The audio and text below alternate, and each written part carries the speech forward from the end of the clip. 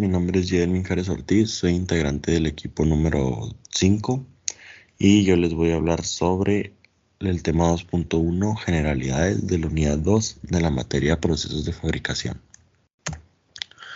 Primero que nada, ¿qué es? Este tipo de procesos consisten en el calentamiento y el enfriamiento de un metal en su estado sólido, para así cambiar sus propiedades físicas. Con el tratamiento térmico adecuado se pueden reducir los esfuerzos internos, el tamaño del grano o incrementar la tenacidad o producir una superficie dura con un interior dúctil. Para conocer a qué temperatura debe elevarse el metal y para que se reciba un tratamiento térmico adecuado, es recomendable contar con diagramas de cambio de fases como el del hierro-carbono. Pasamos al diagrama de hierro-carbono que se mencionó anteriormente.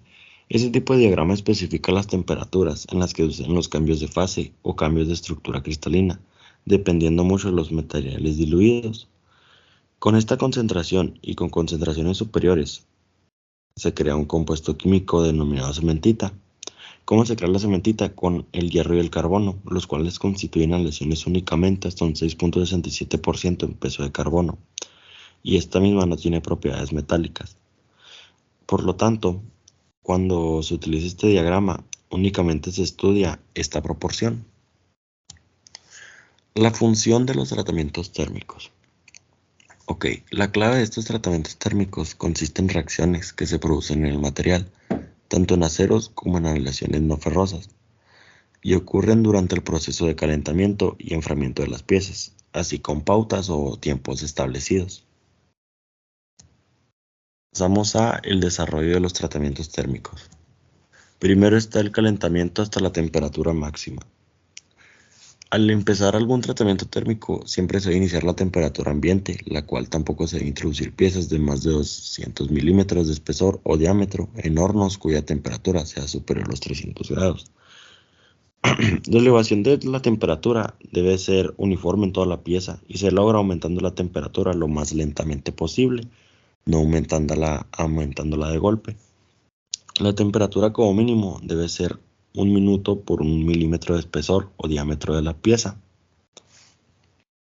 Luego pasamos a la permanencia a la temperatura máxima. Cada temperatura es indicada en especificaciones del tratamiento térmico que se va a aplicar. Las temperaturas, por ejemplo, del acero al carbono son de 1260 a 1360 grados, según sea el contenido de carbono.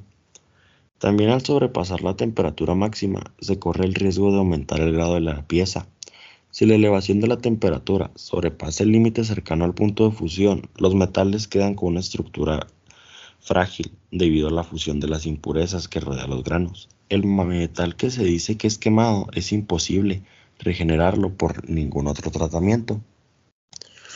También está el tiempo de permanencia, el cual al llegar a la máxima temperatura influye en el crecimiento del grano y por lo tanto debe reducirse todo lo posible. También se da permanencia de 1 o 2 minutos por cada milímetro de espesor de las piezas para conseguir la austenización completa del acero. La austenita es la solución sólida de hierro-carbono, que es a partir de los 90 grados Celsius y se cristaliza en forma cúbica y carece de propiedades magnéticas. Desde la antigüedad, el inmenso valor de los metales para el progreso de la civilización, se pudo atribuir la facilidad con que se podían conformar plásticamente a una temperatura ambiente y con mayor facilidad a unas temperaturas elevadas. Hoy en día existen varias clases de aceros aliados y aceros para herramienta, cada uno de los cuales requiere a menudo tratamientos térmicos, los cuales son algunos más especiales en procesos de manufactura para así darles las cualidades necesarias. Además, muchos metales no ferrosos, como un claro ejemplo es el aluminio y el titanio, se someten a tratamientos térmicos para incrementar su resistencia mecánica y su durabilidad. La manufactura de maquinaria, automóviles, aviones modernos y vehículos, así como la de productos de consumo, no sería posible sin la tecnología de los tratamientos térmicos brindan a los metales. Luego pasamos al tema 2.2, el cual es la clasificación de los tratamientos térmicos. Primero que nada, los tratamientos térmicos. ¿Qué son? Bueno, Es el proceso al que se someten los metales con el fin de mejorar sus propiedades mecánicas, tanto como la dureza o la resistencia. Los materiales a los que comúnmente se les aplica un tratamiento térmico son el acero o fundición y la fundición, perdón, del mismo, los cuales pues, también pueden ser el hierro y el carbono. Estos tratamientos térmicos se clasifican en sin cambios de composición y con cambios de composición, lo cual lo veremos a continuación. Primero pasaremos a los que son sin cambios de composición. Un ejemplo de ello es el recocido, al cual solo se aplica aceros, los cuales son templados previamente, para así disminuir los efectos del temple, pero que se conserve la dureza y que se aumente la tenacidad del material.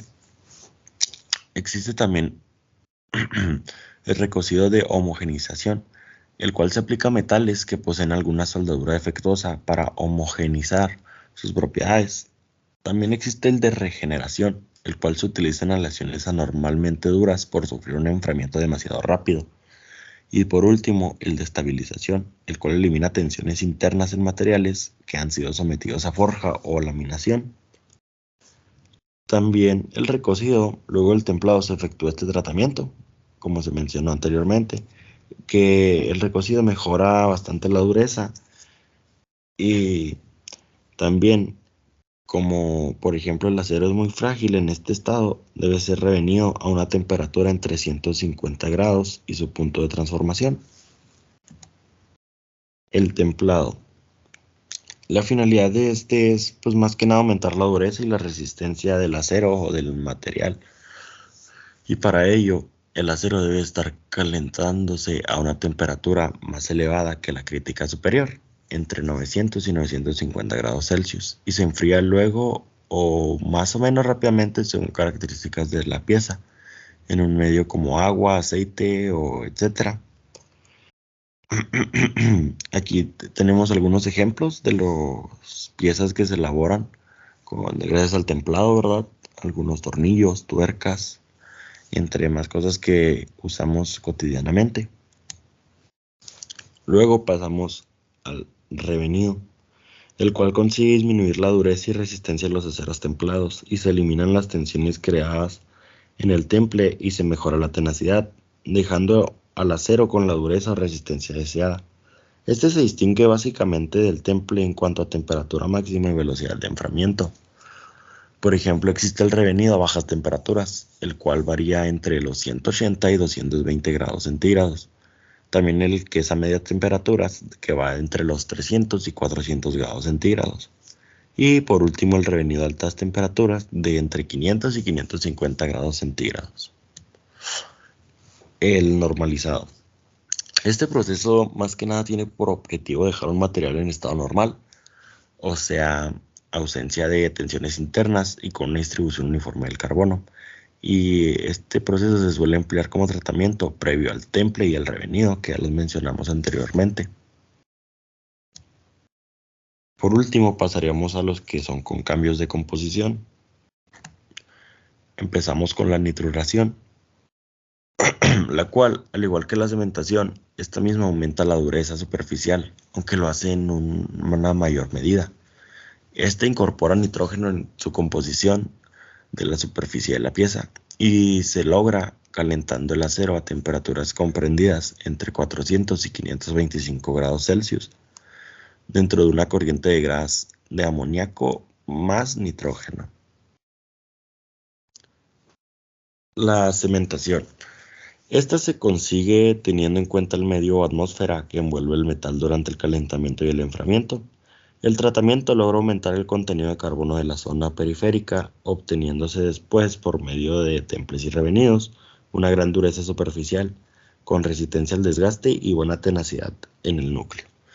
Y pues más que nada, como aquí lo menciona, este aumenta la dureza superficial de una pieza de acero dulce, así aumentando la concentración de carbono que se encuentra en ella. La cianuración. Este es más que nada el endurecimiento superficial de pequeñas o delgadas piezas de acero.